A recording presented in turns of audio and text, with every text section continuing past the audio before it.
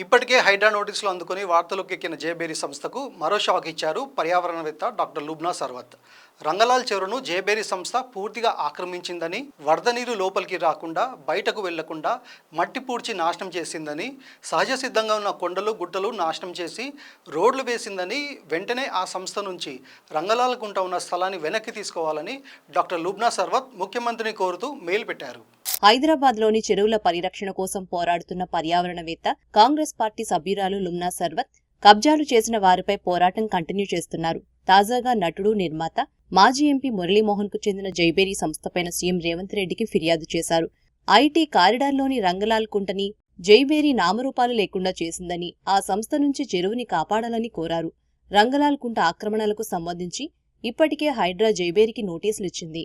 షేర్లింగంపల్లి మండలం Nanakramguda survey number 106లో 2.28 ఎకరాల్లో రంగలాల్ చెరువు విస్తరించి ఉంది. బఫర్ జోన్ను కలుపుకొని మొత్తం 5.36 ఎకరాల్లో ఉంది ఈ కుంట.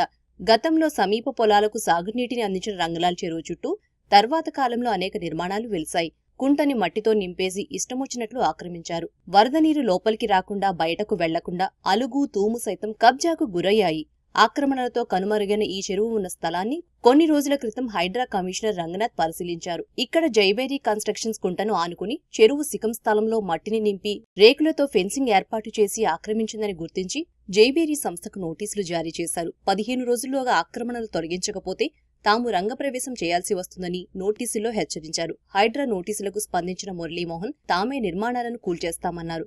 అయితే జైబేరీ ఆక్రమణలు అక్కడితో ఆగిపోలేదని, చెరువు లోపల రోడ్లు వేశారని, ఇష్టమొచ్చినట్లు నిర్మాణాలు చేపట్టారని లుబ్నా సర్వత్ ఆరోపించారు. అలాగే అక్కడ ఉన్న కొండలు గుట్టలను వేవ్ రాక్ సంస్థ నాశనం చేసిందని, దీనివల్ల పర్యావరణం దెబ్బతిందని తెలిపారు. లేక్ అడాప్షన్ కు సంబంధించి జైబేరీ వేవ్ రాక్ కి ఏవైనా ఉత్తర్వులు ఇస్తే వెంటనే వాటిని రద్దు చేసి ఈ సంస్థల నుంచి రంగలాల్ కుంటను కాపాడాలని లుబ్నా ముఖ్యమంత్రిని కోరారు.